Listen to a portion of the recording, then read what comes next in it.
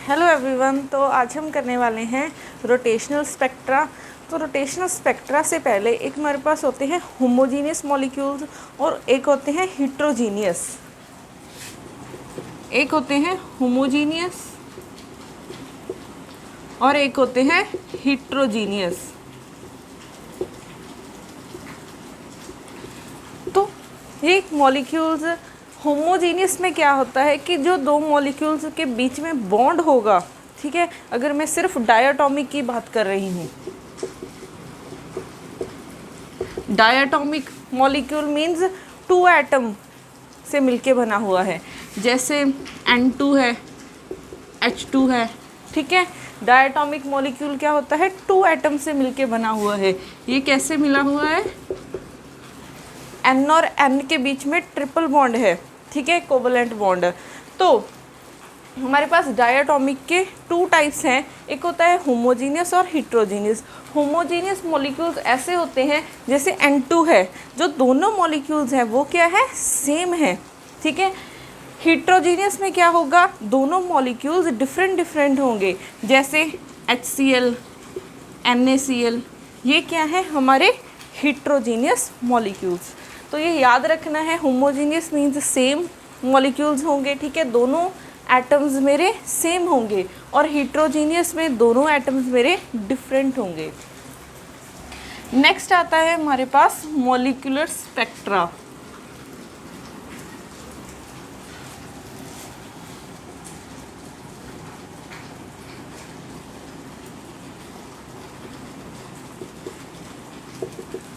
कोई भी अगर मैं सब्सटेंस लूँ, अगर मैं कोई भी सब्सटेंस लिया और मैंने उसको क्या किया, उस पर रेडिएशंस फॉल करवाई, इलेक्ट्रोमैग्नेटिक रेडिएशंस फॉल करवाई, तो जब मैं इलेक्ट्रोमैग्नेटिक रेडिएशंस फॉल करवाऊंगी तो इसके जो एटम्स होंगे वो क्या करेंगे, इससे एनर्जी लेंगे, और इससे एनर्जी लेके वो क्या करेंगे, एक्साइटेड स्टेट में जाएंगे। तो जो एटम्स होंगे उसके, सपोज कर लिए पहले इस स्टेट में थे, फिर एनर्जी लेके वो हाई स्टेट में चले गए, और एक्साइटेड स्टेट में क्या है, वो अनस्टेबल होते हैं, वो ज़्यादा देर तक नहीं रह सकते। तो जब वो ग्राउंड स्टेट पे आएंगे, जब वो हायर से लोअर स्टेट पे आएंगे तो कुछ रेडिएशंस अमिट करेंगे, तो ये रेडिएशंस अमिट करेंगे। तो जब हम इसको कोई भी स्पेक्ट्रोमीटर में रखते हैं या फिर किसी भी डिटेक्टर से इसको देखते हैं, तो हमारे पास एक स्पेक्ट्रा बनता है, किसका, जो ये रेडिएशंस अमिट हो रही हैं, ठीक है, उसकी वजह से हमारे पास क्या बनता है, मॉलिक्यूलर स्पेक्ट्रा। मॉलिक्यूलर स्पेक्ट्रा किसकी वजह से बन रहा है, जब एटम्स एनर्जी अब्जॉर्ब करके हायर स्टेट में जाते हैं, फिर जब नीचे आएंगे हमारे पास ड्रॉप करेंगे लोअर स्टेट में, तो एनर्जी अमिट करेंगे। तो इस अमिशन की वजह से हमारे पास क्या आएगा, मॉलिक्यूलर स्पेक्ट्रा। अब ये मॉलिक्यूलर स्पेक्ट्रा है वो बन सकता है हमारे पास रोटेशनल मोशन की वजह से, या फिर वाइब्रेशनल मोशन की वजह से, ठीक है, या फिर हम नेक्स्ट करेंगे इलेक्ट्रॉनिक मोशन। इलेक्ट्रॉनिक मोशन को हम समटाइम्स ट्रांसलेशनल मोशन भी बोल देते हैं। तो इन तीनों मोशन की वजह से हमारे पास क्या है, मॉलिक्यूलर स्पेक्ट्रा बनेगा। 1 बाय 1 करेंगे हम। पहला करेंगे हम रोटेशनल स्पेक्ट्रा।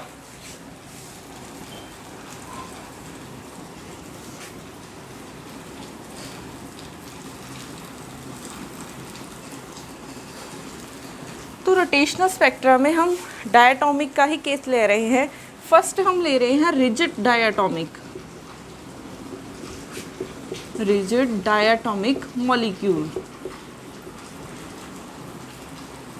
तो रिजिड डायटोमिक मॉलिक्यूल में क्या है, रिजिड का मतलब है कि अगर 2 एटम्स है, डायटोमिक मीन्स 2 एटम्स हैं जो ये बॉन्ड से बने हुए हैं, ठीक है, या फिर इनमें जो डिस्टेंस है, रिजिड का मीन्स है ये कांस्टेंट रहेगा, चाहे ये कोई भी रोटेशन करे, ठीक है, वाइब्रेशनल मोशन करे या फिर ट्रांसलेशनल मोशन करे, जो इन बिटवीन डिस्टेंस है 2 एटम्स का वो क्या रहेगा, ऑलवेज कांस्टेंट रहेगा, तभी हम इसे बोलेंगे रिजिड डायटोमिक मॉलिक्यूल। अब अगर ये 2 एटम्स हैं, ठीक है, इसका सेंटर ऑफ मास, जैसे यहाँ पे एक एटम है और यहाँ पे एक एटम है, तो इसका सेंटर ऑफ मास यहाँ कहीं होगा, ठीक है। तो अगर हम इसको ही स्टेबल करके देखें तो यहाँ कहीं, ये तो नहीं हो रहा है, ठीक है। तो इसका सेंटर ऑफ मास अगर देखूं तो यहाँ कहीं होगा, तो इसका भी अगर मैं सेंटर ऑफ मास देखूं तो वो यहाँ कहीं होगा, तो वो सेंटर ऑफ मास यहाँ कहीं होगा। इसको भी हम स्टेबल कर सकते हैं, बट ये राउंड है इसलिए स्टेबल नहीं हो रहा है, ठीक है। अब ये क्या है मेरे पास कि 2 एटम्स का सेंटर ऑफ मास यहाँ कहीं होगा। अगर मैं डिस्टेंस मान लूँ r, 2 एटम्स का डिस्टेंस मान लूँ r, तो रिजिड डायटोमिक मॉलिक्यूल होने की वजह से ये क्या होगा, r मेरा कांस्टेंट रहेगा,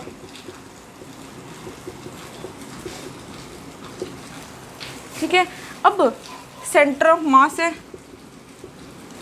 ये डायटोमिक मॉलिक्यूल अपने सेंटर ऑफ मास के अराउंड मोशन करेगा, ठीक है। ये सेंटर ऑफ मास के अराउंड क्या करेगा, मोशन करेगा, ऐसे ऐसे मूव कर सकता है, ठीक है। तो अगर ये ऐसे ऐसे मूव कर सकता है, इधर भी जा सकता है, इधर भी जा सकता है, ठीक है, या फिर ये ऐसे भी घूम सकता है, ठीक है। तो ये क्या है, रोटेशन करेगा। इस रोटेशन की वजह से हमारे पास क्या है, एक स्पेक्ट्रा आएगा। अब सेंटर ऑफ मास से मैंने डिस्टेंस मान लिया r1 है, ये वाला डिस्टेंस क्या है, r2 है।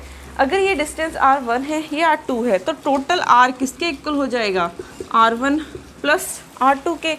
अब यहाँ से हमें मोमेंट ऑफ इनर्शिया का एक लॉ पता है कि जो m1 r1 है वो किसके इक्वल हो जाएगा, m2 r2। m1 इसका मास है और m2 इसका मास है। तो यहाँ से अगर हम निकालें r1 की वैल्यू निकालें तो वो क्या हो जाएगी, m1, इसकी वैल्यू यहाँ पे पुट करते हैं तो मेरे पास बन जाएगा r is equal to m2 r2 by m1 plus r2। तो यहाँ से r2 कॉमन निकल गया, m2 plus m1 by m1। तो r2 की हमारे पास वैल्यू आ गई r m1 by m2 plus m1। Similarly अब यहाँ पे r2 की वैल्यू पुट कर देंगे,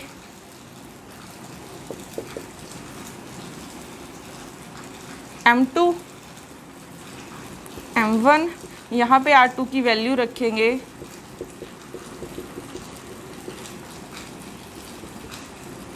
m1 से m1 cancel, m2 by r, m2 plus m1। तो मेरे पास r2 की वैल्यू आ गई ये और r1 की वैल्यू आ गई ये इन टर्म्स ऑफ r। अब ये क्या है, एक रोटेशनल मोशन कर रहा है, ये क्या है, ऐसे ऐसे घूमेगा, ऐसे ऐसे, ठीक है। ये क्या है, ये ऐसे है ना मॉलिक्यूल, तो ये ऐसे ऐसे घूम सकता है, ठीक है, अपनी एक्सिस के अराउंड घूमेगा। एक्सिस कौन सी बन जाएगी इसकी, ये रोटेशनल एक्सिस, तो ये ऐसे ऐसे घूमेगा, ठीक है। अगर ये रोटेशनल मोशन कर रहा है तो उसकी कुछ एंगुलर फ्रिक्वेंसी होगी, वो एंगुलर फ्रिक्वेंसी क्या हो जाएगी, ओमेगा, ठीक है। अब हमें पता है कि जो L होता है, सॉरी एनर्जी होती है,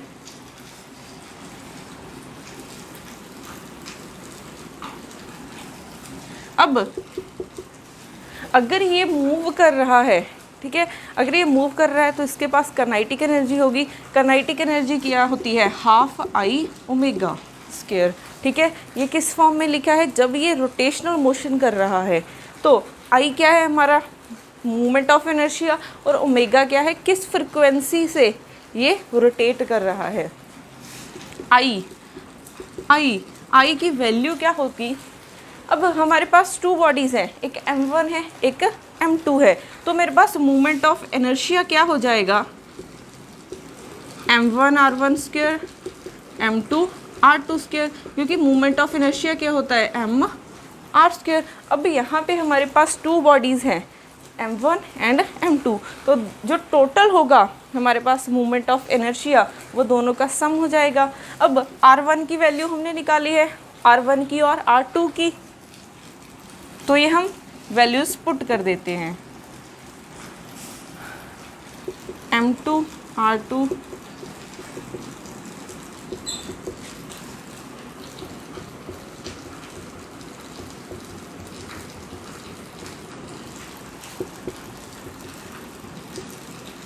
यहाँ से m2 का स्क्वायर r का स्क्वायर m1 प्लस ये हो जाएगा प्लस इसका स्क्वायर हो जाएगा m1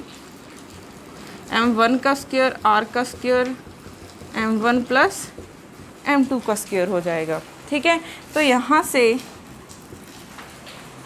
r कॉमन आ जाएगा,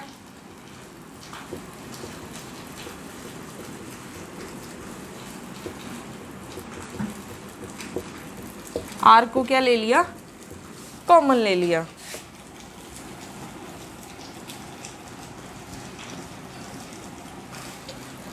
तो यहाँ से m1 m2 कॉमन आ सकता है, तो ये बन जाएगा i m1 m2 कॉमन लें तो क्या बन जाएगा, फर्स्ट टर्म में m2, यहाँ पे m1,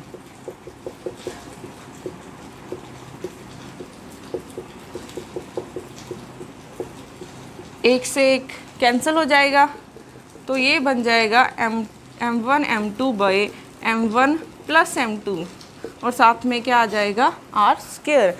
इसको हम बोलते हैं रिड्यूस मास। तो मोमेंट ऑफ इनर्शिया क्या हो जाएगा, म्यू r स्क्वायर। यहाँ पे 2 बॉडी प्रॉब्लम थी, ये क्या बन गई हमारे पास 1 बॉडी प्रॉब्लम। तो म्यू क्या है हमारा, रिड्यूस मास, और इसकी वैल्यू क्या हो जाएगी, m1 m2 by m1 plus m2। ठीक है, तो हमारे पास जो E की वैल्यू है एनर्जी की, वो क्या है, हाफ आई ओमेगा स्क्वायर, और I की हमने वैल्यू निकाल ली, कितनी है, म्यू r स्क्वायर। r क्या है, इन दोनों में डिस्टेंस कितना है, और म्यू क्या है हमारा, रिड्यूस मास। अब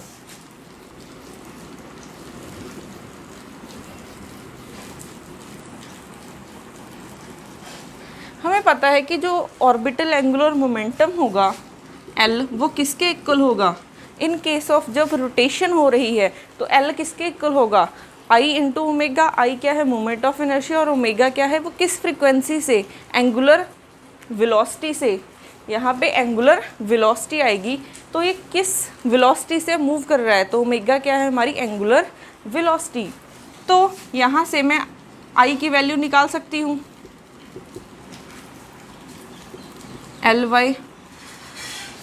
ओमेगा की वैल्यू निकाल सकते हैं यहाँ से, I आ जाएगा। तो E क्या बन जाएगा हमारे पास, 1/2I।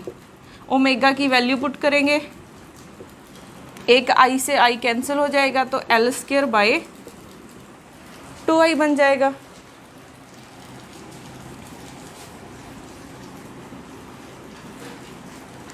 तो हमारे पास एनर्जी क्या आ गई, L स्क्वायर बाई 2I। अब क्वांटम मैकेनिकली L स्क्वायर की वैल्यू क्या होती है, L plus 1 h cut square. Books में अलग अलग नोटेशन है, ठीक है, इसको हम J भी लिख सकते हैं, और यहाँ पे J या फिर L है क्या, रोटेशनल क्वांटम नंबर।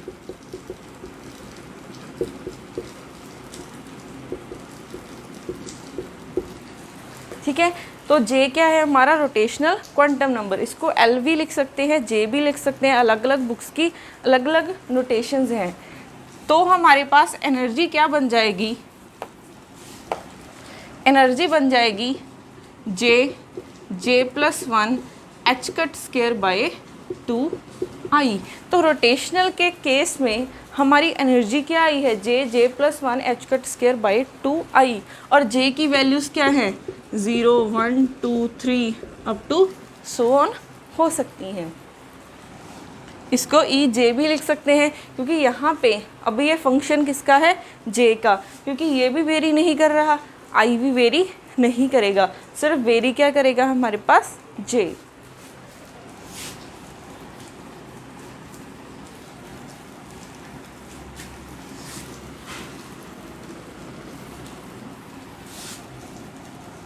ठीक है, और I की वैल्यू क्या थी हमारी, म्यू r स्क्वायर। अब यहाँ से हमें पता है E is equal to h c by lambda होता है। 1/λ को हम लिख सकते हैं वेव नंबर, इसको लिख सकते हैं दिस, यहाँ पे v बार क्या है 1/λ, ये क्या है हमारा वेव नंबर। तो वेव नंबर की वैल्यू क्या आ जाएगी e, यहाँ पे j आ जाएगा, तो E/hc आ जाएगा। ठीक है, अब ई जे की हम वैल्यू पुट कर सकते हैं, j+1 h²/2i इंटू hc।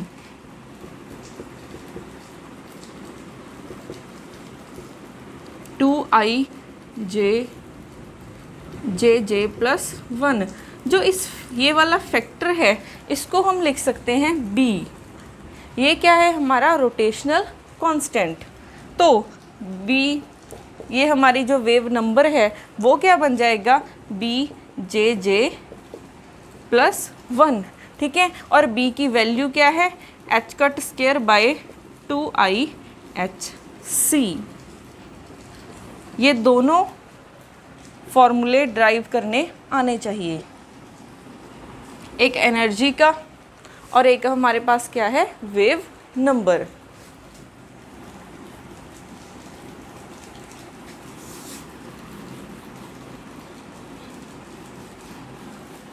अगर हम एनर्जी को ही देखें,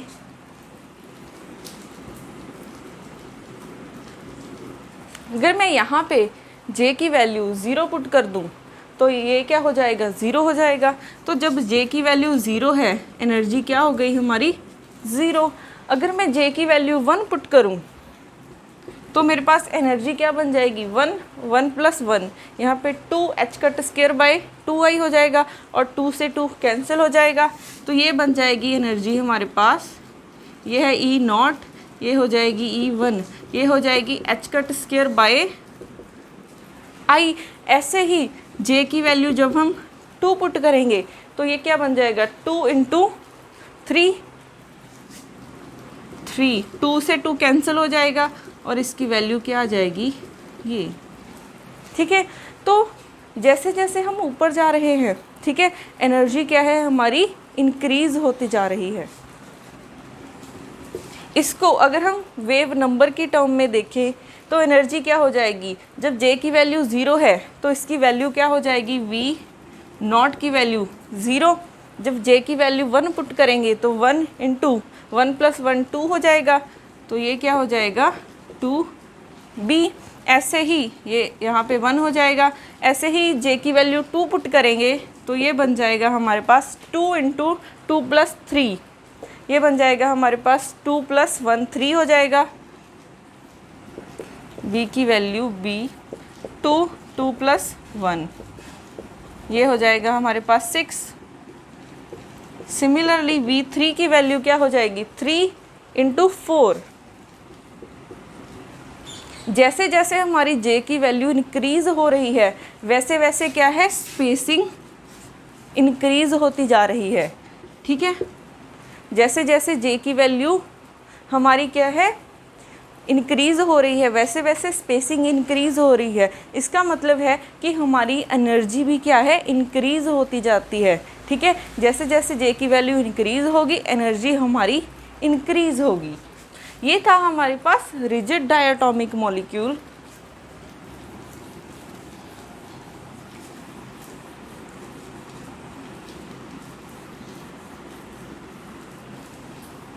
अगर मैं बात करूं नॉन रिजिड डायटोमिक मॉलिक्यूल की,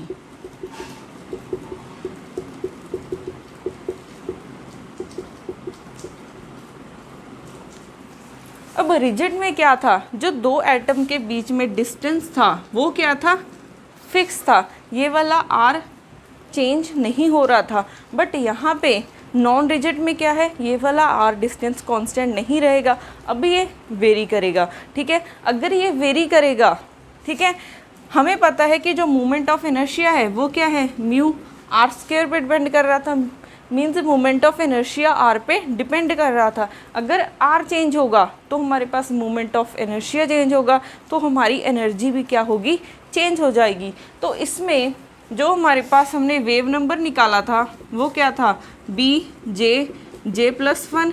अब नॉन रिजिड रोटेटर के लिए यहाँ पे एक कांस्टेंट टर्म ऐड हो जाएगी, क्योंकि अब R कांस्टेंट नहीं है, R के चेंज होने से हमारे पास सिर्फ एक मोशन नहीं आएगा, ठीक है।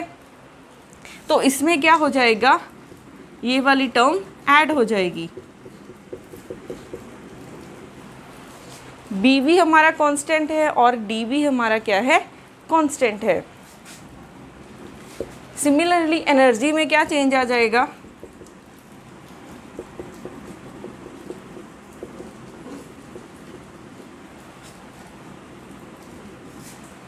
यहाँ पे हमारे पास आ जाएगा J, इसका स्क्वायर आ जाएगा और H cut square by 2I, ठीक है। तो ये वाली टर्म ऐड हो जाएगी जब हमारे पास नॉन रिजिड डायटोमिक मॉलिक्यूल आएगा, क्योंकि उसमें R कांस्टेंट नहीं है, तो मोमेंट ऑफ इनर्शिया भी कांस्टेंट नहीं रहेगा और एनर्जी भी उसकी वेरी करेगी, ठीक है। कभी कम हो जाएगी और कभी इंक्रीज हो जाएगी।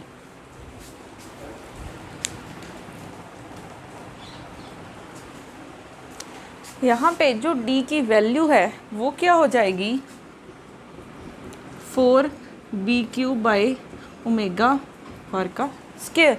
यहाँ पे B की वैल्यू हम निकाल चुके हैं, ठीक है। B की वैल्यू क्या थी हमारी,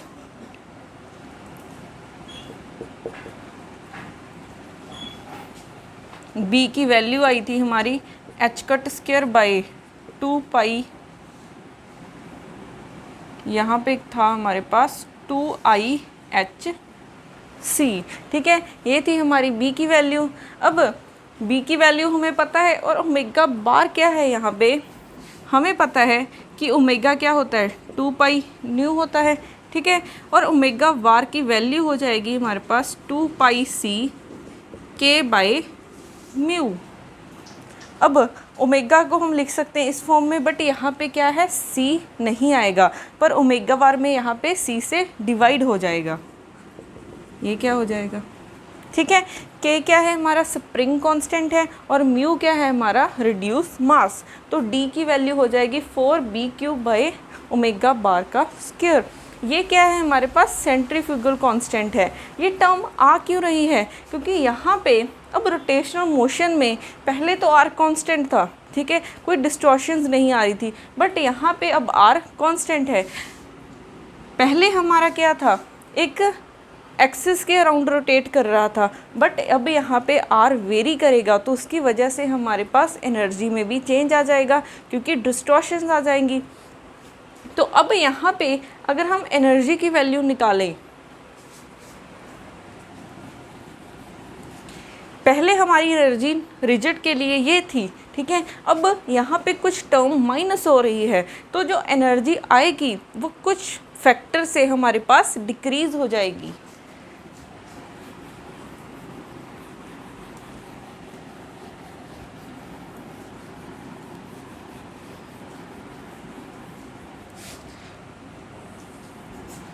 यहाँ पे अगर मैं J की वैल्यू 0 रखती हूँ तो मेरा वेव नंबर क्या हो जाएगा, 0 हो जाएगा। अगर मैं J की वैल्यू 1 रखती हूँ तो मेरा वेव नंबर क्या हो जाएगा, 2B। अगर मैं J की वैल्यू 2 रखूँ तो मेरे पास वेव नंबर क्या हो जाएगा, 6B हो जाएगा। यहाँ पे वैल्यूज पुट करनी है, ये मैं कर रही हूँ सिर्फ जब क्या है हमारा रिजिड रोटेटर है। तो ऐसे ऐसे J की वैल्यू 3 हो जाएगी, तो यहाँ पे हो जाएगा मेरे पास 12B। तो जैसे जैसे J की वैल्यू इंक्रीज़ होगी, यहाँ पे जो स्पेसिंग है वो भी क्या हो जाएगी, इंक्रीज़ होती जाएगी। अब ये था हमारे पास रिजिड। नॉन रिजिड के लिए क्या होगा, नॉन रिजिड के लिए बन जाएगा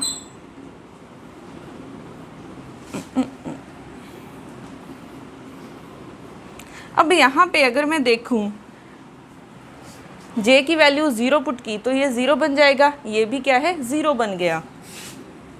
तो यहाँ पे भी हमारे पास जब J की वैल्यू 0 है तो V0 की वैल्यू क्या आई है, 0। अब जब J को 1 पुट किया तो यहाँ पे 2B बन जाएगा, यहाँ पे क्या बन जाएगा 2B माइनस यहाँ पे क्या बनेगा, J को 1 रखा, यहाँ पे -4D आ जाएगा। तो यहाँ पे ये किस फैक्टर से, इस फैक्टर से डिक्रीज़ हो रहा है, ठीक है। तो अब एनर्जी लेवल मेरा थोड़ा सा डिक्रीज़ हो जाएगा। तो J की वैल्यू 1 रखेंगे तो मेरे पास क्या आएगा, wave number 2B - 4D।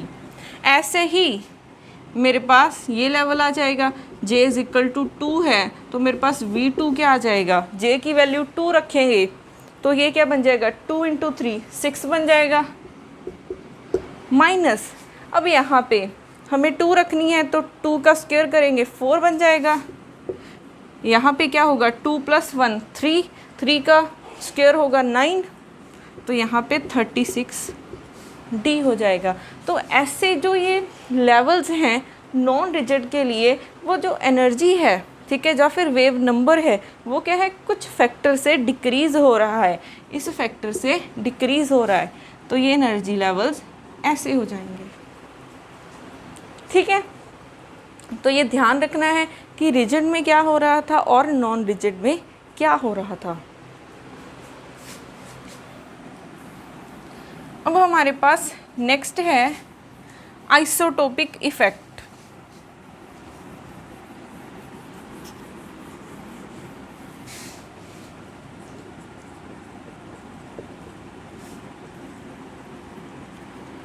Isotopic effect, isotopic effect में क्या होगा, हमें पता है कि जो मोमेंट ऑफ इनर्शिया है वो क्या है, μr²।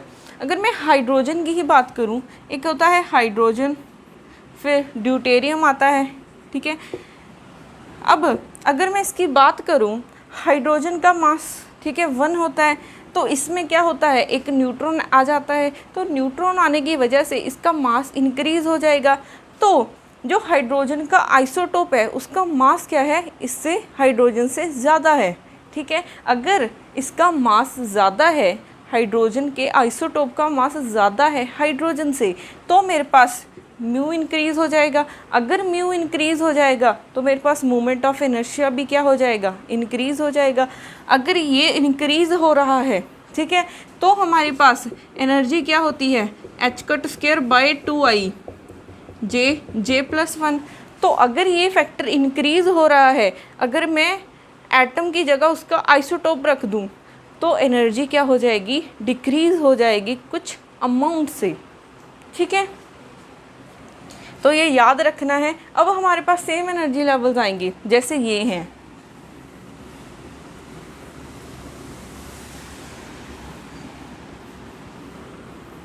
यहाँ पे अगर मैं लिख दूं आइसोटोप, अगर मैं एटम को उसके आइसोटोप से रिप्लेस कर रही हूँ तो यहाँ पे एनर्जी लेवल्स ऐसे ही डिक्रीज़ हो जाएंगे, ठीक है। पहले J की वैल्यू 0 के लिए तो सेम रहेगा, बट जब J की वैल्यू 1 आएगी, ठीक है, तो I की वैल्यू थोड़े अमाउंट से इंक्रीज़ हो जाएगी। अगर वो इंक्रीज़ होगी तो E की वैल्यू थोड़े से अमाउंट से मेरे पास डिक्रीज़ हो जाएगी।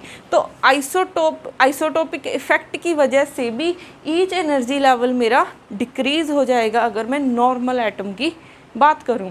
तो ये भी पॉइंट याद रखना है, ठीक है।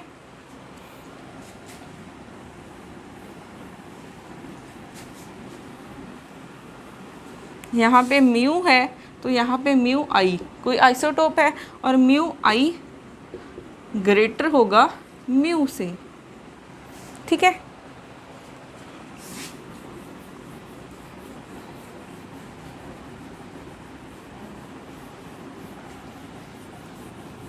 अब हम करते हैं इसके ही रिलेटेड कुछ प्रॉब्लम्स।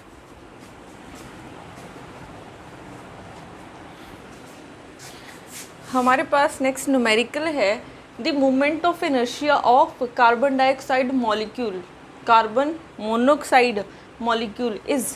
तो हमारे पास मूवमेंट ऑफ इनर्शिया गिवन है 1.46 × 10⁻46 किलोग्राम मीटर स्क्वायर। अब कैलकुलेट यहाँ पे आना था एनर्जी,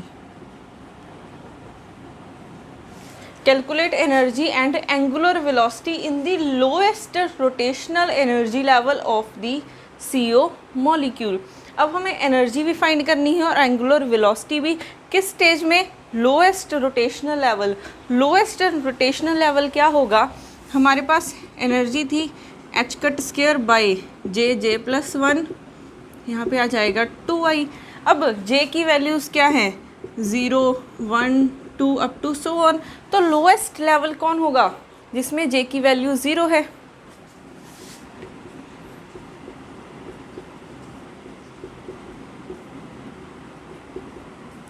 अगर मैं यहाँ पे जे की वैल्यू 0 रखूँ, ठीक है, तो ये क्या हो जाएगा? मेरा पूरा लेवल ही 0 हो जाएगा, तो उसकी एनर्जी भी क्या हो जाएगी? 0 हो जाएगी, ठीक है। बट इससे नेक्स्ट लेवल क्या होगा हमारा? जे इज इक्वल टू 1। तो हम जे इज इक्वल टू 0 वाला नहीं लेंगे, ठीक है, क्योंकि उन्होंने कहा है लोएस्ट एनर्जी लेवल, तो लोएस्ट के लिए ई को 0 नहीं हो सकती। अब यहाँ पे जे की वैल्यू को अगर हम 1 रखते हैं तो क्या हो जाएगा? यहाँ पे हो जाएगा 1, 1 प्लस 1, तो ये हो जाएगा मेरे पास 2i इंटू 2 से 2 कैंसिल हो जाएगा, एच कट स्क्वायर बाय आई। अब एच कट स्क्वायर की वैल्यू हमें पता है और आई की वैल्यू हमें क्वेश्चन में गिवन है। इसको हम लिख सकते हैं H square bye 4 pi square हो जाएगा इंटू आई। एच की वैल्यू हो जाएगी 6.626 इंटू 10⁻⁻34 का स्क्वायर करना है, डिवाइडेड बाय 4 3.14 का होल स्क्वायर इंटू आई की वैल्यू पुट करनी है 1.46 इंटू 10⁻46 माइनस 46, यहाँ पे माइनस है क्वेश्चन में, किलोग्राम मीटर स्क्वायर।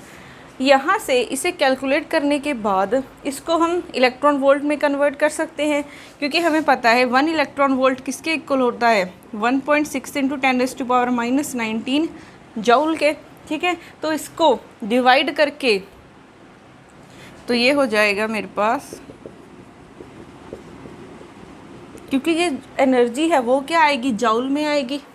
तो इसको क्या करना है? 1.6 इंटू 10⁻⁻19 से डिवाइड करना है, तो ये आंसर किस में आ जाएगा? इलेक्ट्रॉन वोल्ट में। और ये कैलकुलेट करने के बाद आ जाएगा इसकी वैल्यू 4.75 इंटू 10⁻⁻4 इलेक्ट्रॉन वोल्ट। अब एनर्जी तो फाइंड कर ली, अब हमें फाइंड करनी है एंगुलर वेलोसिटी। और एंगुलर वेलोसिटी हमें पता है कि एनर्जी क्या होती है? 1/2i omega square. यहाँ से हमें ई की वैल्यू भी पता है और आई की वैल्यू हमें गिवन है, तो ओमेगा की वैल्यू क्या हो जाएगी? E/2E/I। तो यहाँ से ओमेगा क्या हो जाएगा? 2 इंटू ई की वैल्यू आई है 4.75 इंटू 10⁻⁻4 डिवाइडेड बाय आई की वैल्यू 1.46 इंटू 10⁻⁻46। तो ये कैलकुलेट करने के बाद आ जाएगा 10.2 इंटू 10⁻11 रेडियन पर सेकेंड,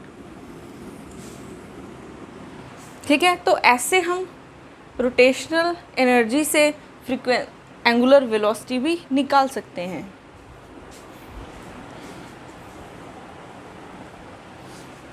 नेक्स्ट एग्जाम्पल करते हैं। The J is equal to 1 absorption line in carbon monoxide occurs at frequency given है हमें कार्बन मोनोऑक्साइड की। जो फ्रीक्वेंसी है वो क्या है? 1.53 इंटू 10⁻11। अब calculate the movement of inertia and internuclear separation of carbon monoxide. अब हमें मूवमेंट ऑफ इनर्शिया भी फाइंड करना है और r internuclear separation means r find करनी है। तो पहले हमें एनर्जी की वैल्यू पता है क्या होती है? H square by h cut square by j plus 1 by 2i होती है। अब ट्रांजिशन हो रही है J is equal to 0 to J is equal to 1। अगर ट्रांजिशन हो रही है J is equal to 0 to J is equal to 1, तो यहाँ से इस लेवल की एनर्जी क्या हो जाएगी मेरे पास, J इज इक्वल टू 0 है तो एनर्जी 0 हो जाएगी, J इज इक्वल टू 1 है तो यहाँ पे एनर्जी क्या हो जाएगी, h cut square by 2i, यहाँ पे 1 इंटू 1 प्लस 1 2 हो जाएगा, 2 से 2 कैंसिल, तो h cut square by i हो जाएगी। अब यहाँ से यहाँ ट्रांजिशन होगी तो जब अनस्टेबल स्टेट से वो लोएस्ट ग्राउंड स्टेट में आएगा तो मेरे पास रेडिएशंस एमिट होंगी, तो हमें उसकी फ्रिक्वेंसी गिवन है, ठीक है।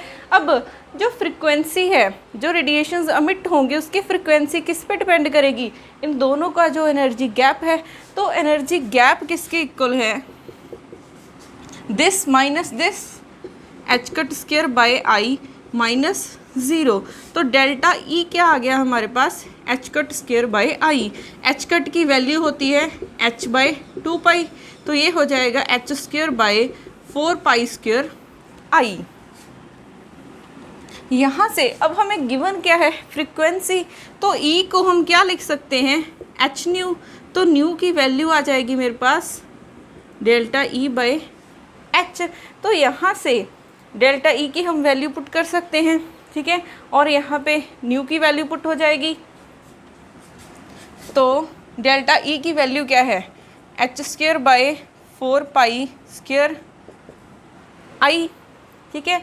अब इसकी वैल्यू पुट करनी है h की, इनटू न्यू की वैल्यू क्या है 1.153 इंटू 10⁻11, एक h से एक h कैंसिल हो गया, h by 4 pi square i is equal to 1.153 into 10⁻11। अब यहाँ से हमने फाइंड क्या करना था, मोमेंट ऑफ इनर्शिया, तो i की वैल्यू क्या हो जाएगी, i की वैल्यू हो जाएगी h by 4 pi square 1.153 into 10⁻11, यही हो जाएगी। अब h की हम वैल्यू पुट कर सकते हैं 6.26 इंटू 10⁻⁻27 डिवाइडेड बाई क्या हो जाएगा 4 इंटू 3.14 का होल स्क्वायर इंटू 1.153 इंटू 10⁻11। तो इसे कैलकुलेट करने के बाद हमारे पास आ जाएगा I की वैल्यू आ जाएगी 1.46 इंटू 10⁻39 ग्राम सेंटीमीटर स्क्वायर, ठीक है। तो यहाँ से अब हमने मोमेंट ऑफ इनर्शिया तो निकाल लिया, अब हमें निकालना है इंटरमोलिकुलर सेपरेशन। हमें पता है I क्या होता है, mu r square. Intermolecular separation means अगर ये कार्बन है और ये ऑक्सीजन है तो यही डिस्टेंस पता करना है, तो ये वाला आर क्या है, यही तो है। अब हमें I फाइंड कर लिया हमने, अब हमें फाइंड करना है, अगर आर निकालना है तो म्यू पता होना चाहिए, तो पहले हम म्यू की वैल्यू निकालेंगे। यहाँ से आर की वैल्यू क्या हो जाएगी, I बाय म्यू। तो म्यू की वैल्यू निकालने के लिए म्यू क्या है हमारे पास, रिड्यूस मास है, और I की वैल्यू क्या है 1.46 इंटू 10⁻39।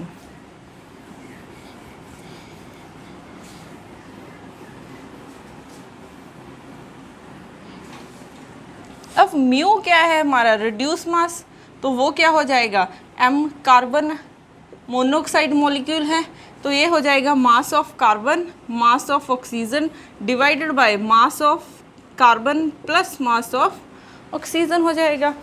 अब हमें पता है कि जो कार्बन का मास कितना होता है एटॉमिक मास या फिर मास नंबर, वो होता है 12 ग्राम, और 12 ग्राम में कितने एटम्स होते हैं, 0.6.023 इंटू 10⁻,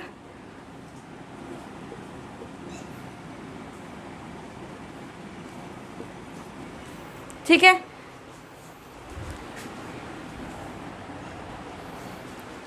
यहाँ पे आना है 10⁻23, तो हमारे पास 12 ग्राम में इतने एटम्स हैं, हमें फाइंड करना है सिर्फ एक एटम का मास, तो एक एटम का मास क्या हो जाएगा 12 ग्राम बाई 6.023 इंटू 10⁻23।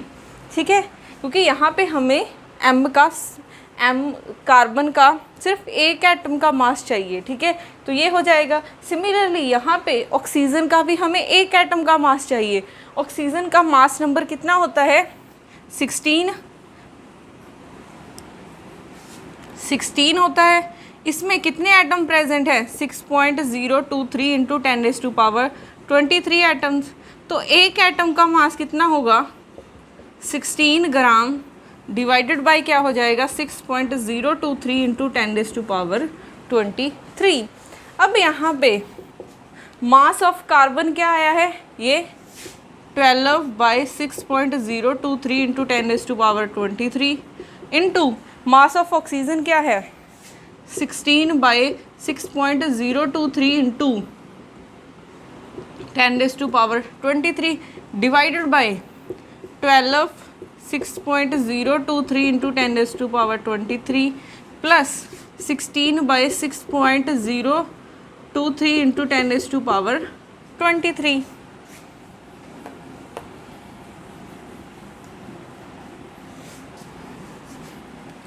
अब यहाँ से म्यू क्या आ जाएगा? 12 इंटू 16 डिवाइडेड बाई क्या हो जाएगा? 6.023 इंटू 10⁻23 का होल स्क्वायर डिवाइडेड बाई इसका ये फैक्टर कॉमन आ जाएगा एलसीएम में, 12 प्लस 16 डिवाइडेड बाई 6.023 इंटू 10⁻23। ये एक से एक कैंसिल हो जाएगा, तो ये आ जाएगा मेरे पास 6.023 इंटू 10⁻23। अब हमारे पास म्यू भी आ गया है। ठीक है, आई की वैल्यू हमें गिवन है।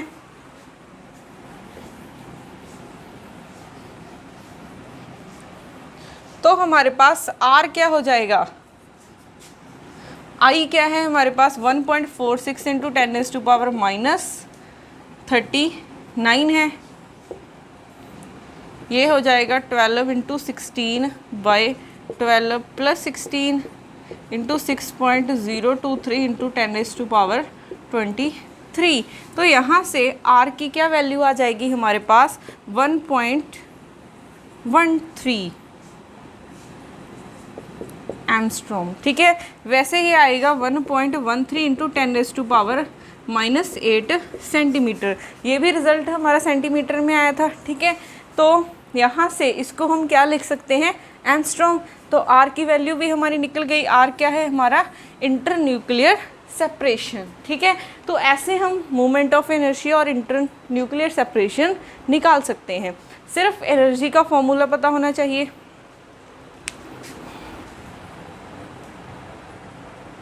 नेक्स्ट क्वेश्चन है हमारे पास, in a rigid rotator of mass m if the energy of first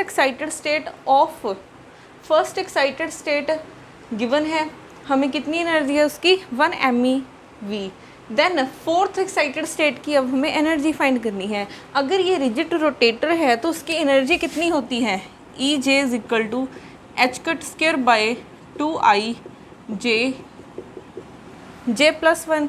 अब यहाँ पे फर्स्ट एक्साइटेड स्टेट है। अगर फर्स्ट एक्साइटेड स्टेट है, J की वैल्यूज़ क्या होती है? 0 1 2 3 अप टू सो ऑन। तो यहाँ पे ये हमारी ग्राउंड स्टेट है, तो J इज इक्वल टू 1 क्या हो जाएगी? हमारी फर्स्ट एक्साइटेड स्टेट। तो फर्स्ट एक्साइटेड स्टेट के लिए J की वैल्यू 1 हो जाएगी, तो EJ क्या हो जाएगा? h² बाय 2I, यहाँ पे 2 आ जाएगा, तो h² बाय I। अब फर्स्ट एक्साइटेड स्टेट की हमें एनर्जी गिवन है कितनी? 1 MeV, तो h² बाय I। ठीक है, अब हमें फाइंड किसकी करनी है एनर्जी? फोर्थ एक्साइटेड स्टेट की। तो फोर्थ एक्साइटेड स्टेट के लिए हमारे पास J is equal to 0 ground state है, J इज इक्वल टू 1 है फर्स्ट एक्साइटेड स्टेट है, J इज इक्वल टू 2 है तो सेकंड एक्साइटेड स्टेट हो गई, J इज इक्वल टू 3 है तो हमारे पास थर्ड। ठीक है, ये हमारी सेकेंड एक्साइटेड स्टेट है, ये क्या हो जाएगी? थर्ड। तो ऐसे ही फोर्थ के लिए जे की वैल्यू क्या हो जाएगी 4। फोर्थ एक्साइटेड स्टेट के लिए हमारे पास जे की वैल्यू क्या हो जाएगी 4। तो यहाँ पे जे की वैल्यू 4 रखते हैं तो ई जे क्या हो जाएगा हमारे पास H cut square by 2i, 4 × 4 + 1, और ये हो जाएगा एच कट स्क्वायर बाय आई, 4 × 5 20 हो जाएगा, H cut square by 2i ये हो जाएगा 10 × एच कट स्क्वायर बाय आई की वैल्यू, इसकी वैल्यू कितनी है 1, तो ये हो जाएगा 10 MeV। तो मेरे पास फोर्थ एक्साइटेड स्टेट की एनर्जी क्या हो जाएगी 10 MeV। ठीक है। अब यहाँ पे अगर हम देखें J = 0 है, ग्राउंड स्टेट है, फर्स्ट एक्साइटेड स्टेट है, सेकंड है, थर्ड है। अगर मैं इनमें देखूँ हमारे पास कौन सी ट्रांजिशंस, अगर मैंने यहाँ से यहाँ जाना है या फिर यहाँ से यहाँ जाना है, तो कौन सी ट्रांजिशंस अलाउड हैं और कौन सी क्या है फॉरबिडन है। तो मेरे पास अलाउड ट्रांजिशन के लिए सिलेक्शन रूल क्या है, जो डेल्टा J की वैल्यू है वो जा तो 0 हो सकती है, यहाँ पे इसकी वैल्यू क्या होगी ±1। सिलेक्शन रूल क्या है हमारे पास अलाउड ट्रांजिशन के लिए, in different rotational energy level में डेल्टा J की वैल्यू क्या होनी चाहिए, या तो +1 या फिर -1। ये वाला सिलेक्शन रूल याद रखना है। ठीक है, थैंक यू।